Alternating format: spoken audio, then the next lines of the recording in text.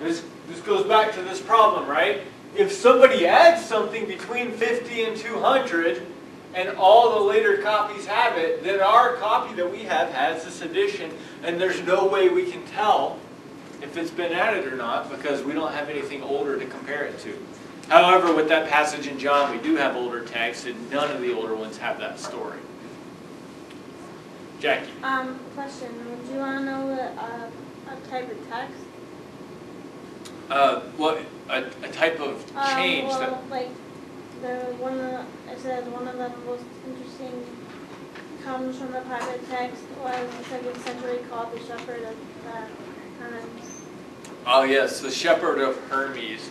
He talks about the Shepherd of Hermes at length because in the Shepherd of Hermes it talks about how texts were copied. It talks about the method of copying. So we learn about how do people copy and transmit copies. Well, we know that in part because of what it says in the Shepherd of Hermes. Jen, you had your hand up? In the last 12 verses in Mark, they think that because they're saying about when Mary met Magdalene and two other women go in to see Jesus, and they were supposed to tell the apostles, but it just ends, so no one knew the apostles knew. Yeah. That's a lot like the passage from John, where none of the older texts have that. It's completely, or maybe not completely, but it's probably a fabrication that was just added at one point. And it's easy to understand why somebody would add it, because the story comes to an abrupt halt. All the other Gospels, after Jesus rises from the dead, he appears to people and talks to people. There was nothing like that at the end of the Gospel of Mark, and whoever was reading it was like, oh, why does it come to an abrupt end? I know a story about Jesus appearing to people. I'll just throw that in there. You had another, Kristen? Yeah, I was just going to say that on page 48 they talk about like transferring text, like scriptural continua, where they talk about like a few short words are merged together. Like for example, where it says God is nowhere, it means God is now here, or God is nowhere. So I mean, it could mean two literally different things. Yeah, and this goes back to like part of our translation difficulties, right?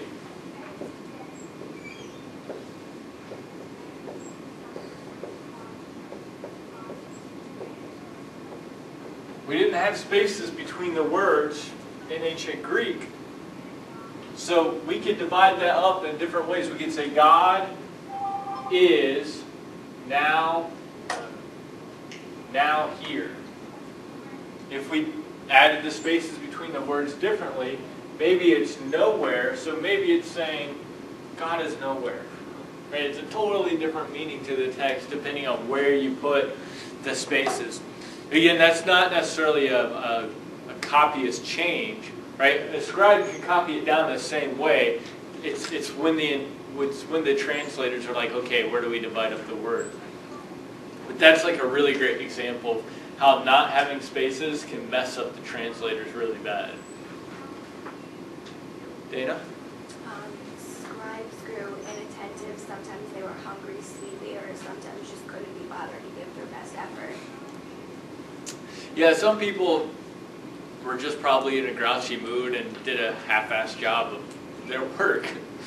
Some of the changes were probably just as a result of laziness, or maybe that scribe had a flu that day and turned in poor work as a result of that.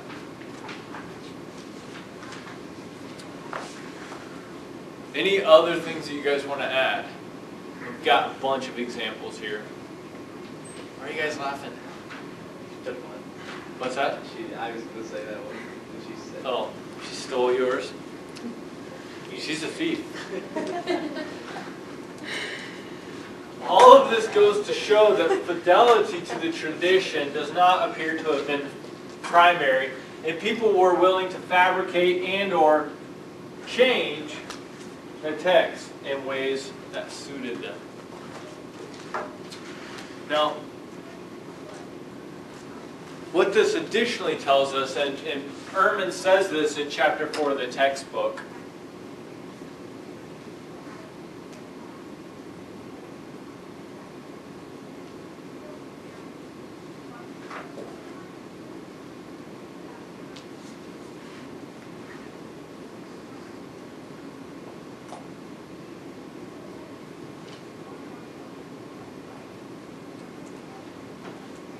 when people were transmitting these stories, they seem, or massage, they weren't concerned with the massage, message.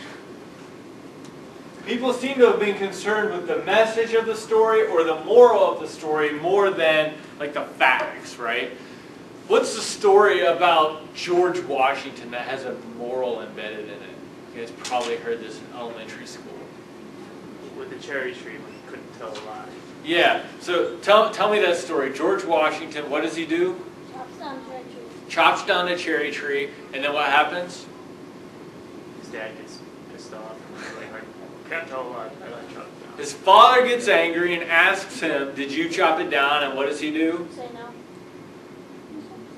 No, he told the truth, right? Never tell a lie. Right? Because you can't tell a lie. Now, did that story actually happen? I mean, probably not. It was invented because it contained a moral or a message. Never tell a lie, always tell the truth. It's kind of funny that a fictional story has the moral, always tell the truth. Anyhow, I'll leave that aside for now. But what was important to that story is not that George Washington actually did that, but because it had a message that your elementary school teachers wanted to pass along to you. Kristen, you should never tell a lie because George Washington wouldn't. You should make him your role model, right? The teacher doesn't care if it actually happened. The teacher cares that you get the message or the moral to the story. Well, probably, we can't know for certainty in every case, but it seems that why would people be willing to fabricate stories or change stories? Well, because they weren't really primarily concerned with the facts, but with the moral or the message that they wanted to pass along. Now, one really important example of this concerns the Gospel of Mark and the Gospel of John on when Jesus died, what day of the week he died. Ehrman goes on at length, not that long, but he talks about how the Gospel of Mark portrays Jesus' death on a certain day and how the Gospel of John is different. And he says it looks like John changed the day to add it, maybe not a moral to the story, but to add depth to the message. Now, according to the Gospel of Mark, this is in the textbook, according to the Gospel of Mark, when did Jesus die?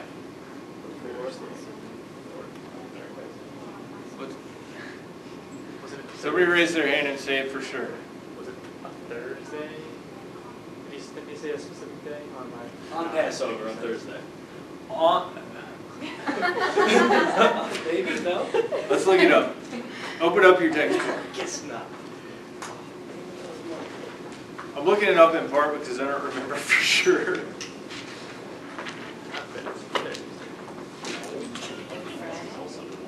Okay, yeah, this is on, look on page 52.